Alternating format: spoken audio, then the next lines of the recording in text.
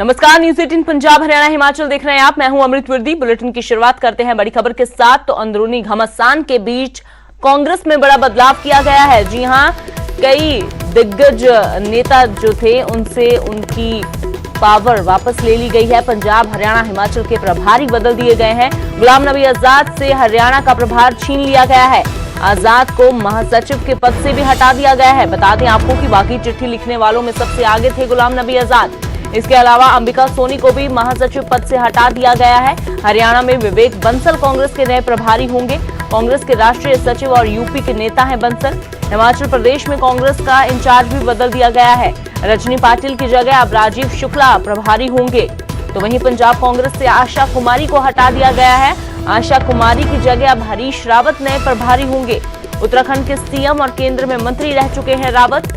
दीपेंद्र हुड्डा, कुलदीप बिश्नोई को भी Congress working committee में जगह दी गई है। तो फेरबदल में कांग्रेस के रणदीप सुरजेवाला का कद भी बढ़ा है। रणदीप सुरजेवाला को कर्नाटक का प्रभारी बना दिया गया है। सोनिया गांधी के सलाहकारों में भी सुरजेवाला का नाम शामिल किया गया है। तो वहीं पंजाब से एमएलए कुलजीत नागरा को बड़ी जिम्मेदारी दी गई है। त्रिपुरा, सिक्किम, नागालैंड का प्रभारी बना दिया गया है कुलजीत नागरा को। तो कांग्रेस वर्किंग कमेटी के भी सदस्य बन गए हैं कुलजीत नागरा। तो वहीं जहां पर कई जो कांग्रेस के नेता हैं उनका सियासी कद बढ़ा दिया गया है, तो वहीं कईयों का कद छोटा कर दिया गया है। खासतौर पर बड़ा नाम कांग्रेस के सीनियर नेता कहे जाने वाले गुलाम नबी आजाद, हरियाणा का प्रभार उनसे छीन लिया गया है। महासचिव पद से भी उनको हटा दिया गया है। अब विवेक बंसल को हरियाणा की जिम्मेवारी सौंप दी गई है। तो सीधा रुख करते हैं, अंकित दुदानी मेरे सहयोगी लाइव जुड़े हुए हैं। तो अंकित, कह सकते हैं कि जिन्होंने आंखें दिखाई, जिन्होंने चिट्ठी लिखी, जिसमें अपने बागी तेवर दिखाए, उनको अब कांग्रेस ने भी जो है वो आंखें दिखा दी हैं।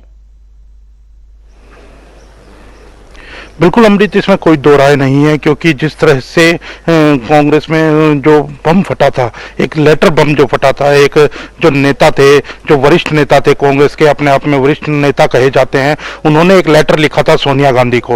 और उस लेटर के बाद से ही लगातार पूरे देश के अंदर एक गूंज सुनाई दी थी कि कहीं ना कहीं कांग्रेस दो फाड़ होने जा रही है। और अब उसका जो नतीजा है वो सामने दिखा है, क्योंकि जब सोनिया गांधी ने अपनी जो एक पूरी टीम है उसका जब ऐलान किया है, तो उसमें वो सारे नेता नदारद हैं जिन्होंने चिट्ठी में जिनका नाम था।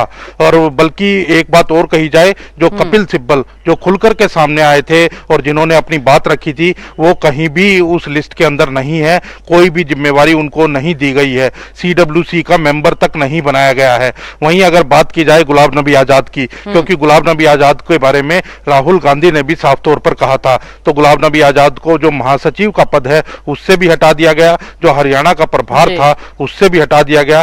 केवल अब वो सीडब्ल्यूसी के मेंबर के तौर पर रहेंगे। वहीं अगर बात की जाए रणदीप सिंह सुरजेवाला की, तो रणदीप सिंह सुरजेवाला का कद कांग्रेस में काफी बड़ा है और तेजी से बढ़ा है, क्योंकि वो राहुल गांधी की कोर टीम के मेंबर बताए जाते हैं, सोनिया गांधी की कोर टीम के मेंबर बताए जाते हैं। तो इसीलिए जो उनको सीडब्ल्यूसी का मेंबर भी बनाया गया है।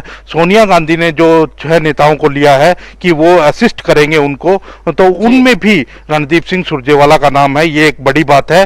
और जो बात की जाए तो उनको पार्टी का महासचिव बनाया गया है और पार्टी के महासचिव के साथ साथ कर्नाटक का जो प्रभार भी दिया गया है। तो कहीं ना कहीं रणदीप सिंह सुरजेवाला का जो कद है कांग्रेस के अंदर वो बड़ा है। और कुमारी शैलजा कहें, भूपेंद्र सिंह हुड्डा कहें, या कुलदीप बिश्नोई कहें, किरण चौधरी कहें, कैप्टन अजय यादव, अवतार भड़ाना, कोई भी ऐसे नेता नहीं है जिनका कोई कद बढ़ा हो। क्योंकि भूपेंद्र सिंह हुड्डा एक वरिष्ठ नेता है कांग्रेस के और काफी 2 बार मुख्यमंत्री रहे, सांसद रहे, लेकिन उनका भी नाम कहीं भी नहीं है लिस्ट के अंदर। ना उनको सीडब्ल्यूसी मेंबर बनाया गया है, ना ही के जो कमेटी है सोनिया गांधी को जो असिस्ट करेगी उसमें रखा गया है, ना ही पार्टी का महासचिव बनाया गया है। तो कहीं ना कहीं दीपेंद्र हुड्डा को जरूर सीडब्ल्यूसी की जो स्पेशल इन्वाइटी कमेटी है उसके अंदर रखा गया है और कुलदीप बिश्नोई को रखा गया है हरियाणा से।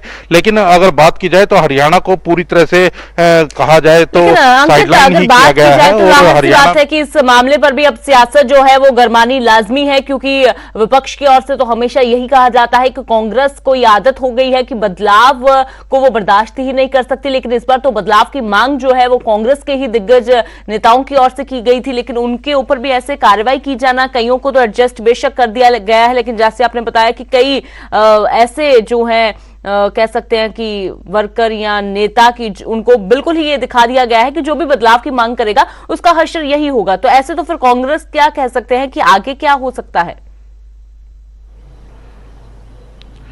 बिल्कुल बदलाव साफ तौर पर दिख गया है और अब कहीं ना कहीं जो युवा नेता हैं, वो चाहे विवेक बंसल की बात करें, कुलजीत नागरा की बात करें, वो सारे जो युवा नेता हैं उनको प्रेफरेंस दी गई है। रणदीप सुरजेवाला उनको प्रेफरेंस दी गई है, तो विवेक बंसल को हरियाणा का प्रभार दिया गया है, राजीव शुक्ला को हिमाचल का प्रभार दिया गया है।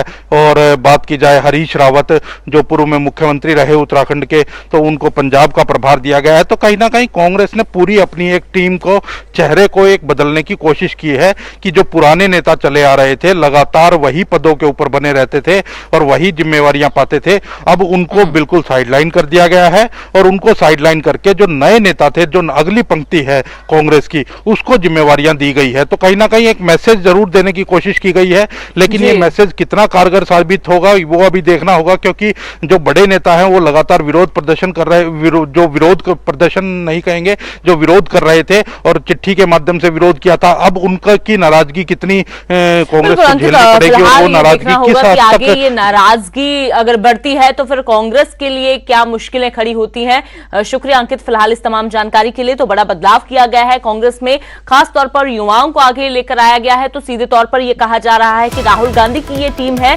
जो बनाई गई है, क्योंकि जो पुराने नेता थे या कह सकते हैं कि जो काफी समय से चले आ रहे नेता थे, अब उनको साइडलाइन कर दिया गया है। अब उनकी जगह युवाओं को जगह दी गई है और इसमें उन नेताओं पर खास तौर पर साइडलाइन उनको किया गया है जिनका नाम उस चिट्ठी में शामिल था जिसमें बागी सुर दिखाई दिए थे।